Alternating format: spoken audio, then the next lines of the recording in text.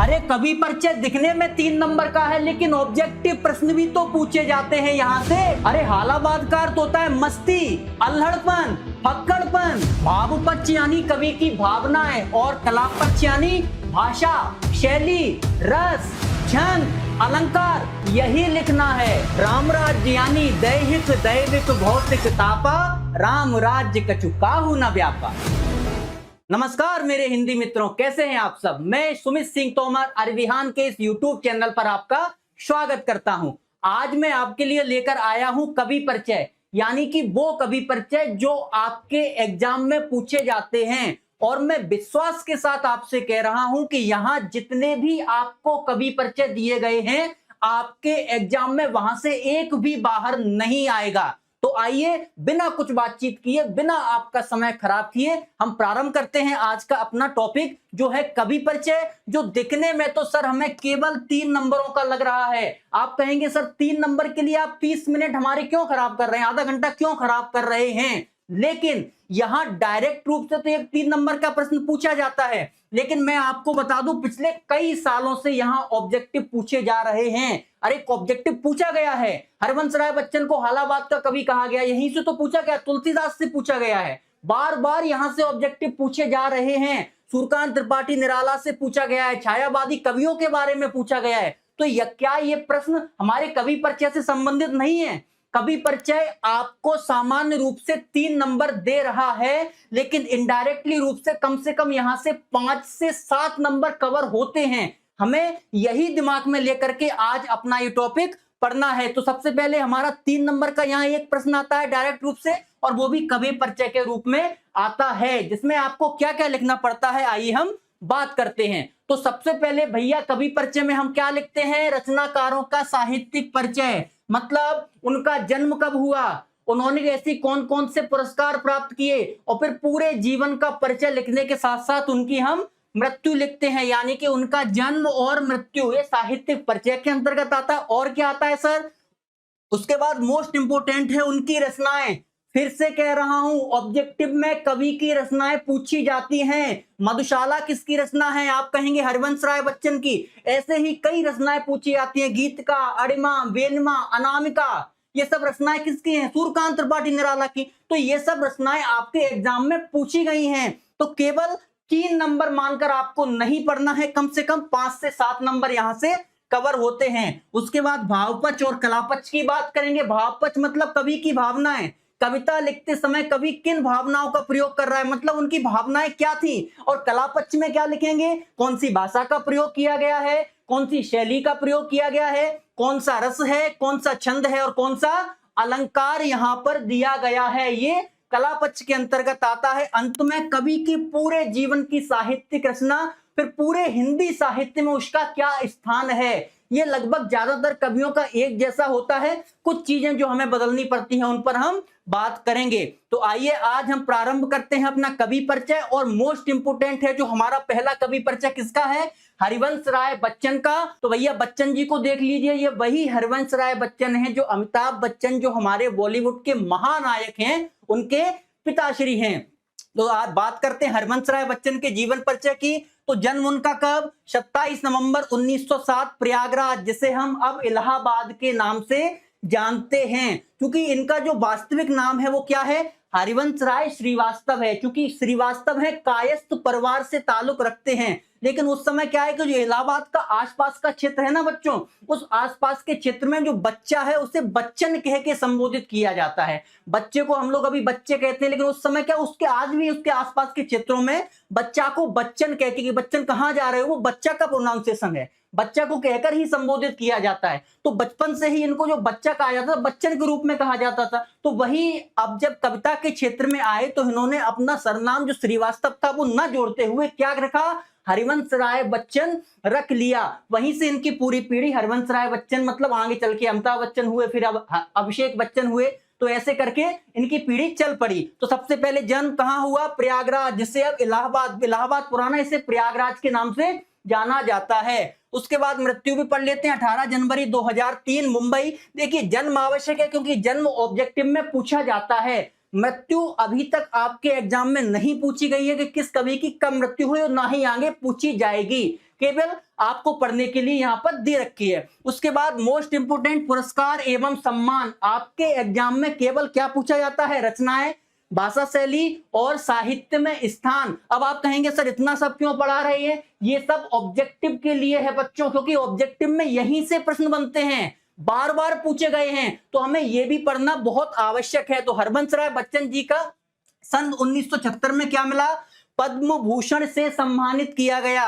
और पद्म भूषण अवार्ड किसके द्वारा, अवार्ड किसके द्वारा दिया जाता है, भारत सरकार की तरफ से। इसके द्वारा भारत सरकार पद्म भूषण अवार्ड देती है। भारत सरकार 4 अवार्ड देती है, सबसे बड़ा होता है भारत रत्न, उसके बाद होता है पद्म विभूषण, उसके बाद होता है पद्म भूषण जो दिया गया है, और चौथा कौन सा होता है, पद्मश्री। ये 4 अवार्ड भारत सरकार की तरफ से दिए जाते हैं। उसके बाद क्या है, इन्हें साहित्य अकादमी पुरस्कार मिला, किसके लिए, मोस्ट इंपोर्टेंट 2 चट्टानों के लिए। आपके एग्जाम में पूछा जा सकता है कि हरिवंश राय बच्चन को किस कविता के लिए, किसके लिए साहित्य अकादमी पुरस्कार मिला, तो आपका क्या आंसर हो जाएगा, 2 चट्टानें। सर हिंदी भाषा के योगदान के लिए और पूरी कविता रचना अन्य के लिए 2 महत्वपूर्ण पुरस्कार होते हैं। कौन कौन से होते हैं, सबसे बड़ा होता है ज्ञानपीठ पुरस्कार, आपने पढ़ा होगा, जो महादेवी वर्मा को दिया गया है, और दूसरा होता है साहित्य अकादमी पुरस्कार, साहित्य अकादमी।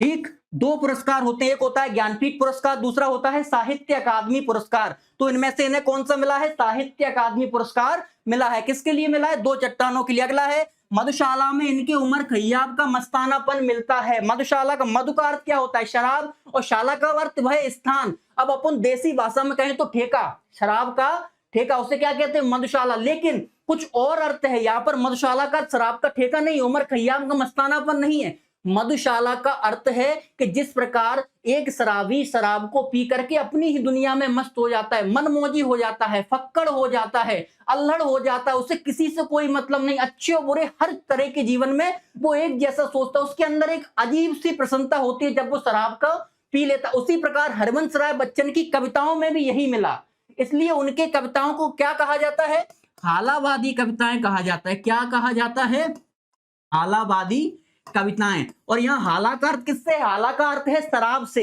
तो अब उनकी कविताएं ऐसा नहीं है कि शराबी वाली हो, कि शराबी ही उनको पढ़ते हो, उनकी कविताएं ऐसी हैं कि जिस प्रकार शराबी का जीवन होता है, वो सुख दुख सबसे परे हो जाता है, सबसे सबको छोड़ देता है। उसी प्रकार हरिवंश राय बच्चन की कविताएं भी कैसी हैं, मस्ती में जीने वाली कविताएं हैं, मस्त मौजी हैं, फक्कड़पन है, वही कविताएं हैं। इसलिए उनके क्या पूरे साहित्य को हालावादी साहित्य के नाम से जाना जाता है। आगे आते हैं प्रमुख रचनाएं। रचनाएं कौन कौन सी है, मोस्ट इंपोर्टेंट मधुशाला, सबसे ज्यादा इनको फेमस करने वाली अगर कोई रचना है, कोई कृति है, तो मधुशाला है। आपको रटनी है, याद करनी है मधुशाला को। उसके बाद मधुवाला, मधुकला, सब में यही लिखा है, मधु का अर्थ शराब है।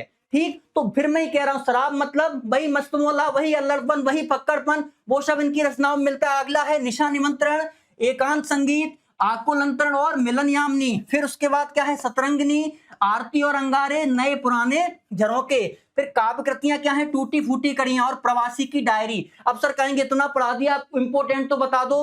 कुछ आपको रचनाएं मधुशाला, मधुवाला, मधुकलश तीनों याद रखनी है, क्योंकि एग्जाम में पूछी जाती हैं। और निशा निमंत्रण और एकांत संगीत आप याद कर लीजिए, क्योंकि आपके बुक में जो कविताएं दी गई हैं, आत्म परिचय दिया गया है, और दूसरा एक गीत, यहीं से तो लिए गए हैं, निशा निमंत्रण से। इसलिए आपको ये तो याद रखना ही है भैया, मोस्ट इंपोर्टेंट है। ठीक, उनका पूरा साहित्य बच्चन ग्रंथावली के नाम से जाना जाता है। कितने खंडों में है, 10 खंडों में। मोस्ट इंपोर्टेंट, यहां से प्रश्न पूछा जा सकता है। मैं बार बार जहां से प्रश्न पूछा जा सकता है वो चीज आपको पहले ही बता रहा हूं, और वही चीज बता के चल रहा हूं। पूछ देंगे कि बच्चन ग्रंथावली कितने खंडों में प्रकाशित हुई, आपको ऑप्शन दे देंगे 5, 10, 15, 20। तो क्या करेंगे आप कहेंगे बहुत कठिन सर प्रश्न आ गया। ये कठिन नहीं है, ये वही प्रश्न है जो आपके एग्जाम में पूछा जा सकता है। आगे देखिए, आत्मकथा, बच्चन जी की आत्मकथा सबसे पहले तो याद रखिए कितने खंडों में, 4 खंडों में विभाजित है। कितने खंडों में, 4 खंडों में विभाजित है। कि पहला क्या है, क्या भूलूं क्या याद करूं, पहला खंड है 1969 में आया। दूसरा नीड़ का निर्माण, फिर 1917 में। तीसरा बसेरे से दूर 1977 में। और चौथा 10 द्वार से सोपान तक 1985 में। ऐसे 4 खंड हैं, 4 खंडों में इन्होंने अपनी आत्मकथा लिखी, सबसे ज्यादा इंपोर्टेंट है, इसको तो याद कर ही लेना। पहला खंड क्या भूलूं क्या याद करूं, ठीक, बच्चन जी की आत्मकथा है। उसके बाद आ जाते हैं भाव पक्ष पर। किसकी बात करेंगे हम? भाव पक्ष की बात करते हैं। भाव पक्ष मतलब हालावादी दर्शन। मैंने अभी आपको बताया क्या, उनकी प्रारंभिक कविताएं जैसे मधुशाला में मस्ती, उन्मुक्तता, जीवन का आनंद। उन्मुक्तता का अर्थ क्या है? स्वतंत्रता। जो उन्मुक्त है यानी स्वतंत्र है, किसी की परवाह नहीं है, अपने में ही जीता है। मैंने कहा ना शराबी क्या है, हाला का अर्थ यहाँ पर क्या है? शराब से है। और हालावादी मतलब शराबी दर्शन नहीं, हालावादी मतलब है अपने आनंद में ही जीना, उन्मुक्तता, अपनी प्रसन्नता में जीना, अपने अल्हड़पन में जीना, किसी की कोई परवाह नहीं करना, अपने सुख को सुख और अपने दुख को दुख ही मानना, यही है हालावाद। हरबंस राय बच्चन की कविताएं ऐसे ही मस्ती को बताती हैं, ऐसे ही मस्ती को प्रदर्शित करती हैं। तो आपको ये बात याद रखनी है। दूसरा रहस्यवादी भावना, यानी कि उनकी रचनाओं में हालावाद के साथ साथ क्या है? गहराई और रहस्य का भी सुंदर मेल मिलता है। कुछ कविताएं ऐसी हैं जिनको आप पढ़कर कहेंगे कि वास्तविकता में इन कविताओं में कुछ और सार छिपा हुआ है। क्या? इन कविताओं में कुछ और सार छिपा हुआ है। वही रहस्यवादी हैं जिनको पढ़कर के आपको कुछ गंभीर सार कविता में समझ में आए, उन्हें रहस्यवादी कविताएं कहते हैं। प्रेम और सौंदर्य, प्रेम की बात तो करते हैं लेकिन सौंदर्य की कविताओं में प्रेम और सौंदर्य का चित्रण भी मिलता है। उसके बाद व्यक्तिगतता, मतलब कविताओं में उनके अपने सुख दुख और अनुभव दिखाई देते हैं लेकिन वे समाज से भी जुड़े रहते हैं। जितनी भी कविताएं लिखी हैं, ज्यादातर कविताओं में उन्होंने अपने अनुभव लिखे हैं, स्वयं से अपनी अनुभव कविताओं के रूप में पिरोए हैं। तो उसको हम क्या कहते हैं? व्यक्तिगतता कहते हैं। उनकी कविताओं में समाज और सामाजिक समस्याओं की झलक मिलती है। ठीक, ऐसा नहीं है कि व्यक्तिगतता खुद के ही सुख दुख लिख रहे हैं, नहीं, समाज के बारे में भी लिखा है, सामाजिकता के बारे में भी उन्होंने लिखा हुआ है। कला पक्ष क्या है भाई? कौन सी भाषा है, कौन सी शैली है, कौन सा रस है, कौन सा छंद है, कौन सा अलंकार है। तो कला पक्ष में क्या है? उनकी भाषा शुद्ध साहित्यिक खड़ी बोली है। कैसी है? शुद्ध साहित्यिक खड़ी बोली। इनकी भाषाओं में तत्सम के शब्द तो मिलते हैं लेकिन उसके साथ साथ तद्भव उर्दू और फारसी अंग्रेजी के भी शब्द यहां पर मिलते हैं। ठीक, आगे देख लेते हैं। फिर क्या है? बच्चन जी ने सदैव सीधी सादी जीवंत भाषा, यानी कि जो भाषा चल रही है, जो समाज जिसको एक्सेप्ट कर रहा है, जिस भाषा को समझ रहा है, उसी भाषा का बच्चन जी ने क्या, उसी पर कविताएं लिखी हैं। बच्चन जी ने मुख्यतः प्रांजल शैली यानी कि सरल शैली, साहित्यिक शैली और शुद्ध शैली, उसी शैली में अपनी कविताएं बच्चन जी ने लिखी हैं। बच्चन जी की सरल एवं सरस शैली में गंभीर विचार प्रस्तुत करने की कला अद्वितीय है। बातों बातों में कुछ ऐसी रहस्य की बातें कह जाते, गंभीर बातें कह जाते जो हम सबके लिए लाभकारी हैं। तो ये सब चीजें बच्चन जी ने बोली हैं। उसके बाद आ जाते हैं साहित्य में स्थान पर। हरवंश राय बच्चन को मोस्ट इंपोर्टेंट है हालावाद का प्रवर्तक। हर बार प्रश्न पूछा जाता है आपके एग्जाम में कि हालावाद का प्रवर्तक किसे कहा जाता है, तो हरिवंश राय बच्चन। हरिवंश राय बच्चन को उत्तर छायावादी काल, यानी कि छायावाद के जो बाद का समय है उसे क्या कहते हैं? उत्तर छायावाद काल का प्रमुख कवि माना जाता है। हरवंश राय बच्चन जी ने शुष्क और नीरस विषयों को भी सरस ढंग से प्रस्तुत किया। शुष्क और नीरस मतलब जिसको लोग कम पढ़ते हैं, जिसमें रोज लोग कम रुचि लेते हैं, ऐसे विषयों को भी हरवंश राय बच्चन ने क्या किया? अपनी कविताओं के माध्यम से प्रस्तुत किया। उन्होंने हिंदी कविता को जन जन तक पहुंचाया और मधुशाला में उन्हें हिंदी साहित्य में अमर कर दिया। इनकी मोस्ट इंपोर्टेंट कविता है मधुशाला, याद रखिएगा। सबसे ज्यादा प्रसिद्धि इन्हें यहीं से मिली है। मुसलमान और हिंदू दो हैं, एक मगर उनकी हाला, एक मगर उनका मधुशाला, एक मगर उनकी प्याला, दोनों रहते एक न जब तक मंदिर मस्जिद में जाते, बैर कराते मंदिर मस्जिद मेल कराती मधुशाला। क्या है? हरवंश राय बच्चन की बहुत ही फेमस कविता है, इसको आप जरूर पढ़िए। चलिए आगे बढ़ते हैं। दूसरे कवि कौन है? रघुवीर सहाय। तो सबसे पहले तो भैया जीवन परिचय। जन्म 9 दिसंबर 1929, कहां? लखनऊ उत्तर प्रदेश में। रघुवीर सहाय का जन्म कब हुआ? 9 दिसंबर 1929, जन्म उत्तर प्रदेश लखनऊ में। मृत्यु 1990 दिल्ली में। दोनों को याद करने के बाद रचनाएं इंपोर्टेंट है। सीढ़ियों पर धूप में, पहली रचना क्या है? सीढ़ियों पर धूप में। ट्रिक बना के याद करिए, कोई भी ट्रिक कैसी भी बना सकते हैं। मैं एक ट्रिक आपको बता देता हूं जिससे आपको चीजें याद रहे, आप खुद से अपनी ट्रिक बनाए। कैसे बनाएंगे याद करने के लिए? जैसे रघुवीर भगवान किसको कहते हैं? भगवान राम का दूसरा नाम क्या है? रघुवीर भी है। सबको पता है ना। अब देखिए कैसे भगवान राम क्या गए, वनवास को गए। अब कोई भी स्टोरी बना लो, इससे चीजें आपको याद रहे, कनेक्ट करना सीख जाएं आप। तो भगवान राम क्या वनवास गए, तो वनवास जाते उन्होंने क्या है, बहुत धूप सही, क्योंकि महलों में पैदा हुए हैं, महलों में ही उनका जीवन है। लेकिन अब वन में जा रहे हैं तो वहां महल तो है नहीं, तो क्या है, कुटियां बसाएंगे, लेकिन धूप भी सहनी पड़ेगी। तो क्या है, राम से आप धूप ले सकते हैं, भगवान राम ने क्या वन में धूप भी सही, तो सीढ़ियों में धूप, जैसी धूप देखेंगे आपको याद आ जाएगा। दूसरा क्या है, आत्महत्या के विरुद्ध भगवान राम का समस्त जीवन संघर्षों में रहा, समस्त जीवन। जब राजा बनने को थे उनको वन में चले गए, वहां से रावण ने उनका सीता को हल लिया, जब वापस आए फिर भी माता सीता उनको छोड़ करके चली गई। पूरे जीवन उनके दुख कष्ट में और संघर्ष में बीते। वो चाहते तो आत्महत्या कर लेते, ऐसे आजकल के लड़के हैं, कुछ भी एग्जाम में फेल हुआ, थोड़ा बहुत उनको दिक्कत आई, आत्महत्या कर लेते हैं, किसी की गर्लफ्रेंड छोड़ गई, कुछ भी हो गया आत्महत्या कर लेते हैं। ये सब चीजें आपको भगवान राम से सीखनी चाहिए। ईश्वर होकर भी उन्होंने संघर्ष किया। ऐसा कहा गया है कि सबको लड़ने पड़े यहां अपने अपने युद्ध, चाहे राजा राम हो या हो गौतम बुद्ध, आपको अपने जीवन का युद्ध तो लड़ना ही पड़ेगा सर, बिना लड़े कोई काम नहीं चलेगा। तो बस ऐसा समझिए कि वो भी आत्महत्या कर सकते थे, लेकिन उन्होंने आत्महत्या नहीं की। तो आत्महत्या के कैसे विरुद्ध रहे वो हमेशा। ठीक, तीसरा कैसे याद करेंगे, हंसो हंसो जल्दी, और हंसो मतलब जीवन में कितनी भी समस्याएं क्यों ना आए, आपको अपने जीवन में हमेशा हंसना है। ये हमें भगवान राम से सीखना है। जीवन समस्या वाला ही है, सुख और दुख इस जीवन के दो पहलू हैं, लेकिन क्या करना है, हमें अपने जीवन में मुस्कान सदा रखनी है। हंसना तो है ही भाई, सुख में हंसो चाहे दुख में हंसो, हर हाल में आपको हंसना पड़ेगा। चौथा है, लोग भूल गए हैं। अब क्या होता है, लोगों के पास थोड़ा बहुत पैसा आ जाता है, वो भगवान राम को भूल जाते हैं। कुछ पैसा मिला, कुछ प्रसिद्धि मिली, अरे काय के ईश्वर, कैसे ईश्वर, ये आपको नहीं करना है। तो चौथा क्या है, लोग भूल गए हैं। तो कितना भी पैसा आ जाए, राम जी को नहीं भूलना है। तो मैंने कुछ ऐसी ट्रिक बनाई, कड़िया जोड़ी कि इससे आपको चारों चीजें याद होंगी। अब मैं आगे नहीं बनाऊंगा कि टाइम बहुत लगेगा, मैं आपको ये बता रहा हूं कि कुछ चीजें ऐसी बनाई, क्योंकि ये आप एग्जाम में जाके भूल जाएंगे मुझे पता है, लेकिन जब ट्रिक बनाएंगे तो आपको ये सब चीजें याद रहेंगी। ठीक, चलिए आगे बढ़ते हैं। कैमरे में बंद अपाहिज कविता लोग भूल गए काव्य संग्रह से ली गई है। मोस्ट इंपोर्टेंट है, क्योंकि आपके एग्जाम में ये कविता दी गई है आपके बुक में, कैमरे में बंद अपाहिज। तो कौन से काव्य संग्रह से, लोग भूल गए हैं। कैसे याद करेंगे, अपाहिज को तो लोग भूल जाते हैं ना, तो ऐसे ही आपको ये कविता याद रखनी है। अब मोस्ट इंपोर्टेंट एक और है आपके एग्जाम में, यहां से प्रश्न पूछा जा चुका है कि रघुवीर सहाय कौन से दूसरे तार सप्तक के कवि हैं। कौन से तार सप्तक के, दूसरे तार सप्तक के। आगे द्वारा एक ऐसा ही सप्तक चलाया गया, इसमें 7 कवि थे। एक तरीके की ये समझिए एक बुक थी जिसमें 7 कवियों को ले लिया गया, उनकी रचनाएं छापी गई। ठीक, तो उसी रचना में जिस कवि के 7 कवि थे, उनमें से एक कवि कौन से थे, तार सप्तक। ऐसे तार सप्तक आए हैं, कितने, 3 तार सप्तक हुए हैं, जिसमें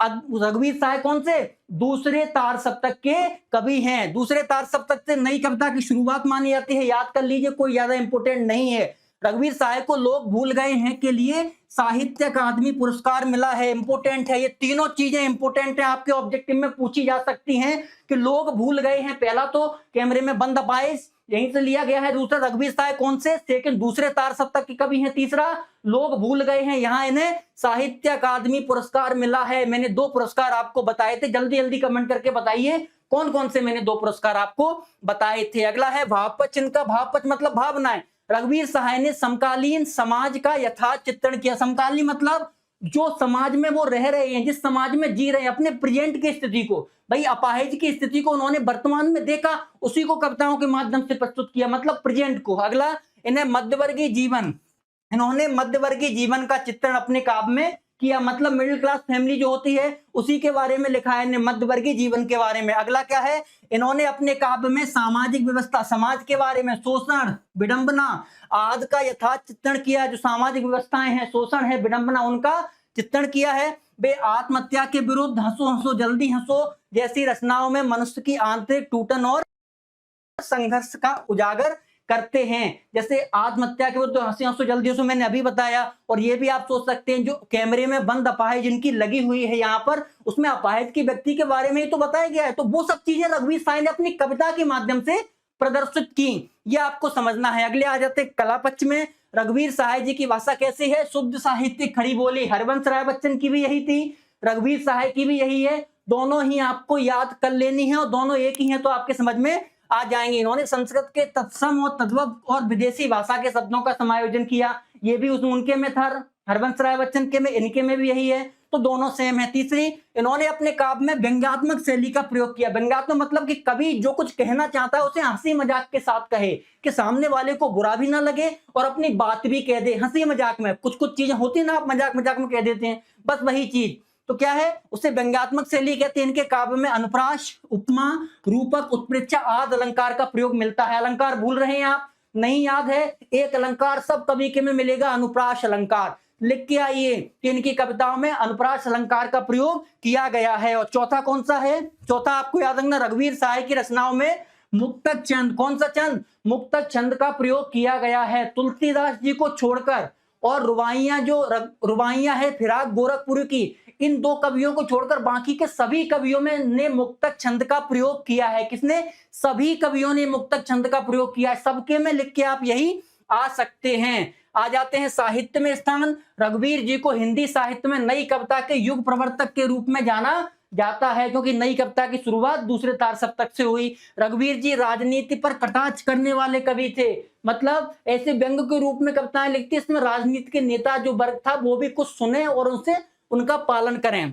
अगला है, मूलतः उनकी कविताओं में पत्रकारिता के तेवर और अखबारी अनुभव दिखाई देते थे। उन्होंने कविता को बौद्धिकता और सामाजिक चेतना से जोड़ा। बौद्धिकता मतलब बुद्धि से। अब कविताएं लिख रहे हैं केवल भावनाओं से नहीं, कुछ कविताएं मन से, बुद्धि से भी लिखी जाती है, बस वो भावनाओं को जोड़ा। उनका साहित्य में योगदान कैसा है? अविस्मरणीय है। बच्चों आगे बढ़ते हैं। अब दो कवि हमारे कंप्लीट हो चुके हैं। तीसरे हैं सूर्यकांत त्रिपाठी निराला।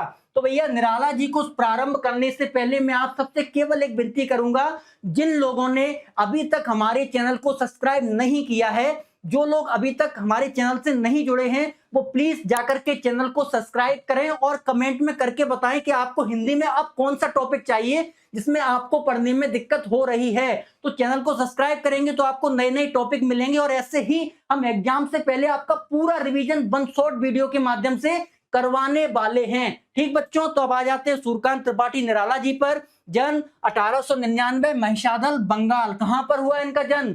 महिषादल बंगाल के मेदिनीपुर जिले में। ठीक, पारिवारिक गांव। लेकिन ये लोग थे कहां के? गढ़ाकोला, उन्नाव, उत्तर प्रदेश के थे। लेकिन इनके पिताजी वगैरह होंगे जो बंगाल में कहीं जॉब कर रहे होंगे, वहीं पर इनका जन्म हुआ है। मृत्यु 1961 कहां पर? इलाहाबाद यानी कि प्रयागराज में इनकी मृत्यु होती है। अब क्या है, तत्सम पदावली तथा कठिन छंदों में राम की शक्ति पूजा और तुलसीदास महत्वपूर्ण रचना है। मैंने ये क्यों लिया है, ये मैं चाहता तो इस लाइन को ना लेता। इस लाइन को लेने का सबसे प्रमुख कारण ये था कि आपके एनसीईआरटी में एज इट इज लाइन लिखी हुई है और एनसीईआरटी में जो लिखा होता है प्रश्न वहीं से बनते हैं। इसलिए ये राम की शक्ति पूजा और तुलसीदास दोनों ही रचनाएं आपको याद रखनी है, सूर्यकांत त्रिपाठी निराला जी की हैं। देसी भाषा के सुंदर शब्द के लिए कुकुरमुत्ता, ये भी एनसीईआरटी में दी हुई है। रानी और कहानी और महंगू महंगा रहा जैसी रचनाएं हैं। अब पूछ लेते हैं आपसे, कुकुरमुत्ता में सूर्यकांत त्रिपाठी निराला ने किस भाषा का प्रयोग किया? तो आपका आंसर क्या रहेगा? देसी भाषा का प्रयोग किया सर। तो ऐसे प्रश्न ऑब्जेक्टिव के रूप में एनसीईआरटी बार बार पूछ रहा है और चूंकि आपके बुक में दिए गए हैं तो मोस्ट इंपोर्टेंट प्रश्न ये हो जाते हैं। आ जाते हैं रचना पर। तो इनका कविता संग्रह कौन कौन सी कविताएं हैं? अनामिका, परमल, गीतिका, बेला, नए पत्ते, अणिमा, तुलसीदास और कुकुरमुत्ता। इनमें से मोस्ट इंपोर्टेंट अनामिका आपको याद रखनी है, क्योंकि अनामिका से ही जो बादल राग कविता है बोली गई है। उसके बाद ये लिखा भी हुआ है। उसके बाद आपको ये याद रखना है वो तुलसीदास कविता इनकी याद रखनी है और कुकुरमुत्ता मोस्ट इंपोर्टेंट कविता। इनको तो तीन को आपको याद रखनी ही पड़ेंगी। उसके बाद गद्य में चतुरी चमार, प्रभावती, बिल्लेश्वर बकरीहा, चोटी की पकड़ और काले कारनामे। निराला जी ने निराला रचनावली में 8 भागों में प्रकाशित है। ये मोस्ट इंपोर्टेंट है। जैसे अभी हम पढ़ के आए थे हरबंस राय बच्चन का पूरा गद्य 10 भागों में प्रकाशित है, ऐसे ही निराला जी का निराला रत्नावली के रूप में कितने भागों में? 8 भागों में प्रकाशित है। समन्वय और मतवाला पत्रिका का प्रकाशन किया। यह भी आपके ऑब्जेक्टिव में पूछा जा सकता है कि सूर्यकांत त्रिपाठी निराला ने किस पत्रिका का संपादन किया? तो कौन सा है? समन्वय और मतवाला पत्रिका का संपादन किया। जो आपकी बादल राग कविता है वो अनामिका का कौन सा? 6वां भाग है, 6 खंडों में संकलित है और यह उसका कौन सा भाग है? 6वां भाग है। यानी कि मोस्ट इंपोर्टेंट प्रश्न कि आपके एग्जाम बुक में जो बादल राग कविता दी गई है वो अनामिका से ली गई है और अनामिका में 6 खंड हैं और 6वां ही खंड है ये बादल राग के रूप में। आ जाते हैं भावपक्ष। निराला की रचना में प्रेम और सौंदर्य के मोहक चित्र प्राप्त होते हैं। निराला की रचना में पीड़ित मानवतावाद व नारी के प्रति करुणा का भाव पैदा होता है। अगला है इनकी कविताओं में सामाजिक अन्याय व कुरीतियों के विरुद्ध विद्रोह है। चौथा कौन सा है? इन्होंने स्वतंत्रता, राष्ट्रीय चेतना, व्यक्तिगत वेदना और आध्यात्मिक भाव की भी कविताएं लिखी हैं। आप जब कविताएं पढ़ेंगे तब समझेंगे निराला के बारे में। उनका प्रकृति चित्रण अत्यंत मनोहर है। इनका प्रकृति चित्रण, प्रकृति के बारे में जो कविताएं लिखी, नेचर की जो कविताएं लिखी हैं वो अत्यंत मनोहर है, मनोरणी है। उनको पढ़ने में आप आनंद की अनुभूति करेंगे। आप कला पक्ष भैया देख लेते हैं फटाफट।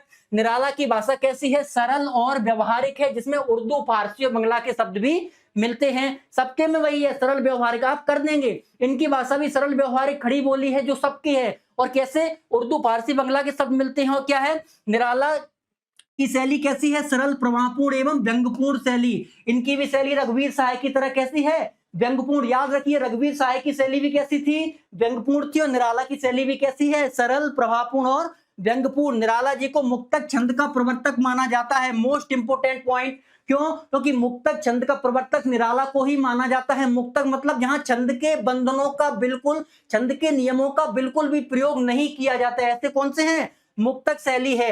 इन्होंने अपने काव्य में कौन कौन सी उपमा, उत्प्रेक्षा, मानवीकरण आदि अलंकार का प्रयोग किया? भूल गए? कौन सा अलंकार है? कौन सा लिख के आना है? अनुप्रास अलंकार लिखाइए। सब कवियों ने लगभग अनुप्रास अलंकार का प्रयोग किया है। आ जाते हैं साहित्य में स्थान। निराला को छायावाद के 4 स्तंभों में से एक माना गया है। 4 स्तंभ में छायावाद के, उनमें से कौन से हैं? सूर्यकांत त्रिपाठी, निराला। इन्होंने अपनी कविता में नवीनता, मौलिकता और विद्रोही स्वर भरकर हिंदी साहित्य को नई ऊर्जा दी।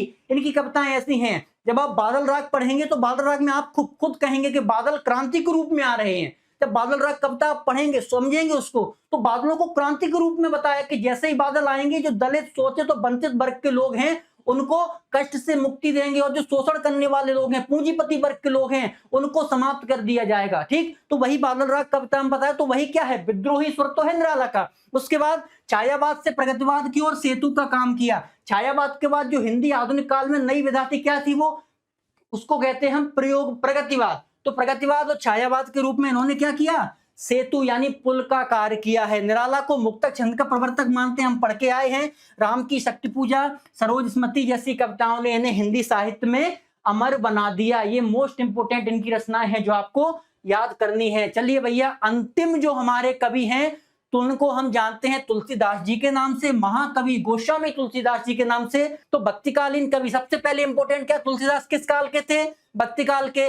सगुण राम भक्ति शाखा के। किस शाखा के? निर्गुण की या सगुण के? सगुण के। अब राम भक्ति या कृष्ण भक्ति? राम भक्ति। 3 प्रश्न आपके तैयार हो गए। तुलसीदास जी भक्ति काल के कवि थे, सगुण भक्ति शाखा के थे, और सगुण में भी राम भक्ति शाखा के। ये 3 पॉइंट से आपके 3 प्रश्न तैयार हो गए कि प्रमुख कवि गोस्वामी तुलसीदास के जीवन संबंधों में विद्वानों में मतभेद है। कोई स्पष्ट तरीके से इनके जन्म स्थान के बारे में नहीं बता पाया।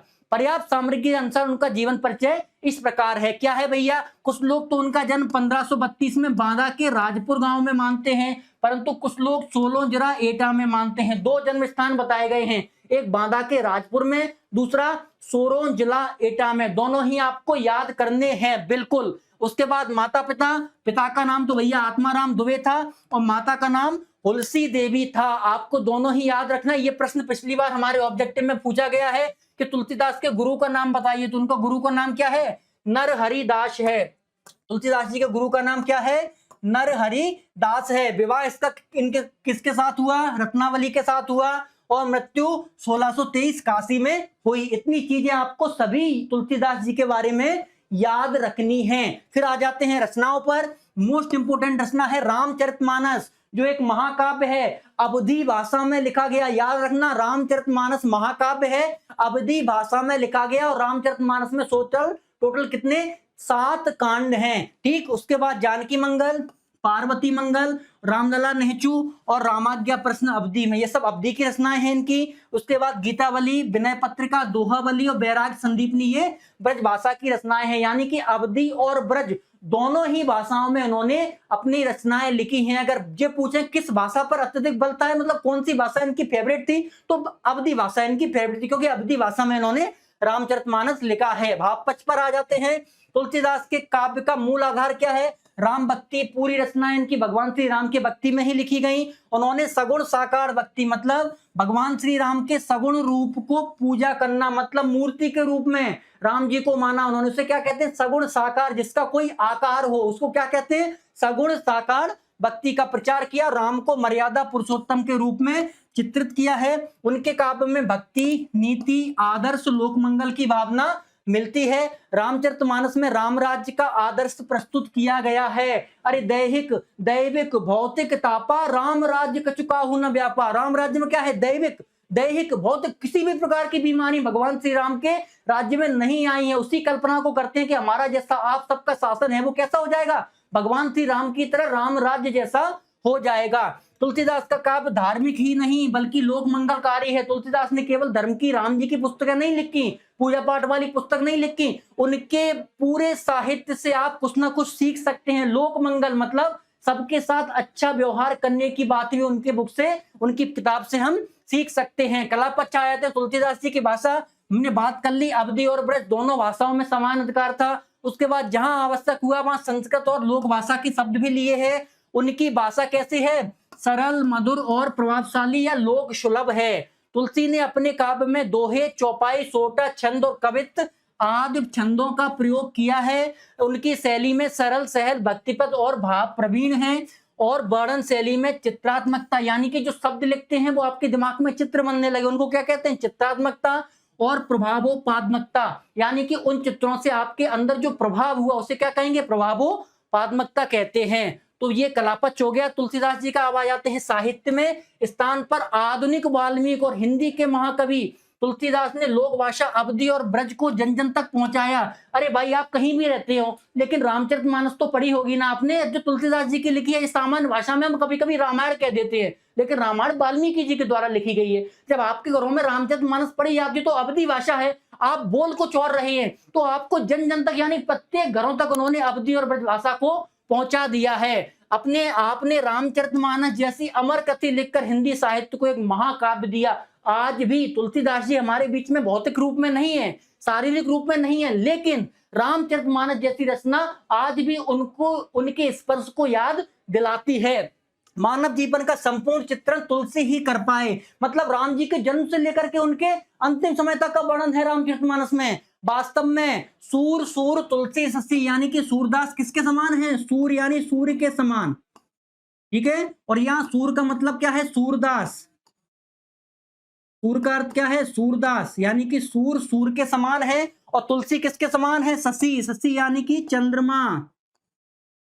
शशि यानी कि ऐसा कहा जाता है कि सूरदास तो सूर्य के समान है, तुलसी चंद्रमा के समान, कहने में कोई अतिशयोक्ति नहीं होगी। तो भैया ये 4 हमारे कवि परिचय कंप्लीट हो चुके हैं। अब आप खुद समझते हैं कि एग्जाम का टाइम है, थोड़ी सी स्पीड तो हमने भी रखी है, लेकिन ये सब चीजें आपके रिवीजन के लिए और आपको पीडीएफ लिंक में मिल जाएगी, वहां से पढ़ सकते हैं। मैं फिर कह रहा हूं इन 4 वीडियो से कुछ 4 जो कवि दिए हैं उनसे बाहर कुछ भी नहीं जाएगा।